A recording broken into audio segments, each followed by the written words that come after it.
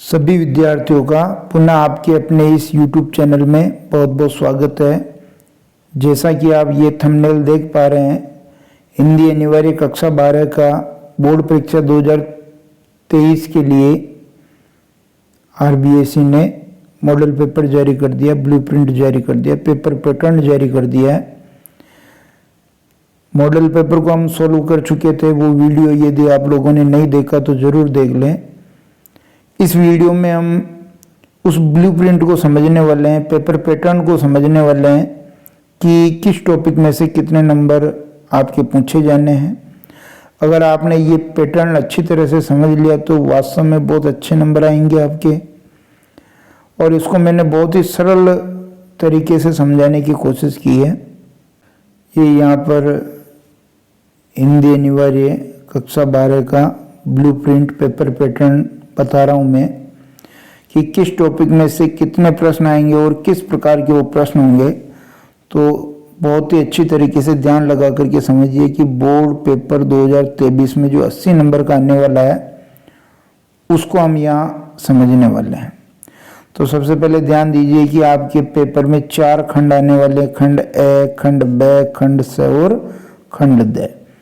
खंड ए आपके 29 नंबर का आएगा, खंड ब आपके 14 नंबर का आएगा, खंड स आपके 16 नंबर का आएगा, खंड द 21 नंबर का। अब बात करते हैं जो अपना ये खंड ए है, इसमें आपके 3 प्रश्न शामिल होने, प्रश्न संख्या 1, 2 और 3। यानी पहला प्रश्न आपके वस्तुनिष्ठ का होगा, दूसरा रिक्त स्थान का होगा, तीसरा आपके अति लघुत्रात्मक का होगा। अब ध्यान दीजिए, जो आपके वस्तुनिष्ठ प्रश्न पूछे जाने हैं, प्रश्न संख्या 1 में ये कुल वस्तुनिष्ठ प्रश्न होंगे 12 और अंक होंगे 12, जिसमें से 6 वस्तुनिष्ठ प्रश्न 6 अंक के अपठित गद्यांश में से पूछे जाएंगे और 6 ही अपठित पद्यांश में से 6 प्रश्न 6 अंक के पूछे जाएंगे। 12 अंक हो गए वस्तुनिष्ठ। अब देखिए जो रिक्त स्थान में है, रिक्त स्थान में भी आपके 6 अंक के प्रश्न पूछे जाएंगे। भाषा, लिपि, व्याकरण से 2 प्रश्न पूछे जाएंगे, 2 अंक के होंगे। अलंकार से भी 2 प्रश्न पूछे जाएंगे, 2 अंक के होंगे। और शब्द शक्ति से भी 2 प्रश्न पूछे जाएंगे, 2 अंक के होंगे। कहने का मतलब यह है कि आपके व्याकरण भाग से 6 रिक्त स्थान होंगे, 2 भाषा लिपि व्याकरण से, 2 अलंकार से, 2 शब्द शक्ति से। उसके बाद देखिए अति लघुत्रात्मक जो प्रश्न है, अति लघुत्रात्मक में जो आपके पारिभाषिक शब्दावली है उसमें से 2 प्रश्न पूछे जाएंगे, 2 अंक के, यानी 1-1 नंबर का एक प्रश्न होगा। ये सारे ही खंड है के सारे प्रश्न 1-1 नंबर के ही हैं।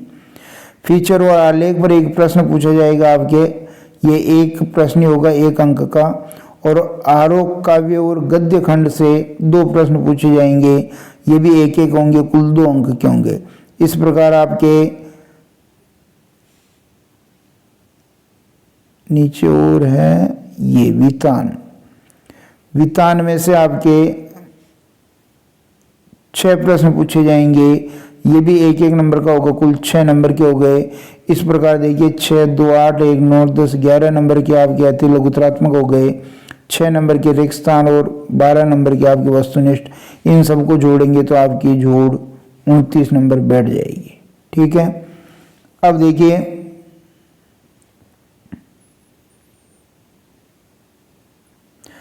अब हम बात करते हैं जो अपना दूसरा खंड है, खंड ब 14 अंक का होगा। प्रश्न संख्या 4 से लेकर 10 तक इसमें पूछी जाएगी, लघुत्रात्मक प्रश्न होंगे। और ये 4 से लगा करके जो 10 प्रश्न होंगे कुल 14 अंक के होंगे।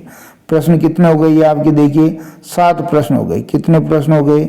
7 प्रश्न आपके इस खंड में से हो गए। तो ये 7 जो प्रश्न है, इन 7 प्रश्नों में से देखिए अभिव्यक्ति और माध्यम से 2 प्रश्न आएंगे, टोटल 4 नंबर के, यानी 2-2 नंबर का 1 प्रश्न आएगा। ये आपके अभिव्यक्ति और माध्यम के प्रश्न हो गए। कौन से? एक तो क्वेश्चन नंबर 4 और क्वेश्चन नंबर 5। फिर देखिए फीचर और आलेख लेखन 1 प्रश्न आएगा 2 अंक का, ये आगे हो गया आपके क्वेश्चन नंबर 6। और आरोप, काव्य और गद्य खंड से 4 प्रश्न पूछे जाएंगे, ये भी 2-2 नंबर के होंगे, कुल 8 अंक हो गए। यानी question number 7, question number 8, question number 9 और क्वेश्चन नंबर 10। ये आपके आरोप, गद्य भाग से 7, 8 और पद्य भाग से 9, 10 यानी 2 प्रश्न गद्य में से 2 प्रश्न पद्य में से पूछे जाएंगे। ये आपके लघुत्तरात्मक प्रश्नों का गणित है। उसके बाद देखिए खंड से की बात कर लेते हैं। 16 नंबर के आपके टोटल प्रश्न पूछे जाएंगे। 11 से लगा के 14 तक प्रश्नों की संख्या होगी, यानी 11, 12, 13, 14 कुल प्रश्नों की संख्या होगी 4। कुल कितने प्रश्न पूछे जाएंगे? 4 प्रश्न पूछे जाएंगे जो 16 नंबर के होंगे। अब ध्यान दीजिए, यहाँ जो दीर्घ उत्तरीय प्रश्न है ये 16 अंक के, इसमें क्वेश्चन नंबर जो आपका पूछा जा रहा है 11वां, वो आरोप काव्य खंड से पूछा जा रहा है।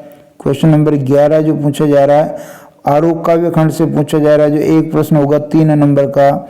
इसी प्रकार देखिए आरोप गद्य खंड से भी एक प्रश्न 3 अंक का पूछा जाएगा, ये क्वेश्चन नंबर 12 होगा। और उसके बाद देखिए एक कवि और लेखक परिचय पूछा जाएगा जो आरोप से होगा, ये क्वेश्चन नंबर 13 होगा। और वितान से एक प्रश्न पूछा जाएगा 6 नंबर का, बहुत ही इंपॉर्टेंट है ये, क्योंकि 6 नंबर का एक बड़ा प्रश्न वितान से आएगा, ये आपके क्वेश्चन नंबर 14 होगा। तो इस प्रकार ये 11 से लगा के 14 तक प्रश्न आपके खंड से होंगे। इसके बाद देखिए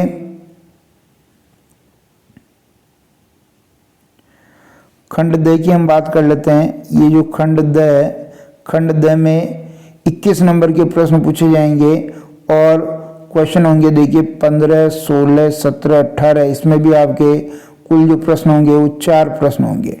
कितने प्रश्न होंगे? 4 प्रश्न होंगे जो 21 नंबर के पूछे जाएंगे। अब ध्यान दीजिए, यहाँ जो आपके 21 नंबर के प्रश्न है ये आपके एक व्याख्या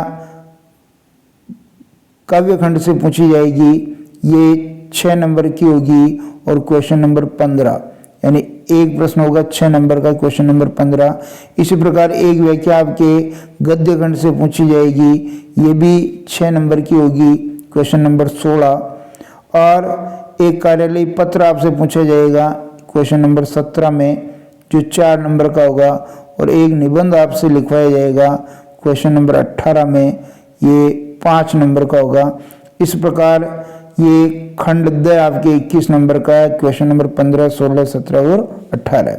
और ध्यान दें, अगर हम चारों खंडों के इन अंकों को जोड़ेंगे तो चारों खंडों के अंकों का योग 80 अंक हो जाएगा, जो आपके बोर्ड का पेपर होना है। इसी प्रकार आपको तैयारी करनी है। इसी प्रकार हम इम्पोर्टेंट प्रश्न लेकर के आएंगे। आपको किसी भी टॉपिक में दिक्कत हो तो ज़रूर कमेंट करके बताएं, हम उसको लाने का प्रयास करेंगे। धन्यवाद।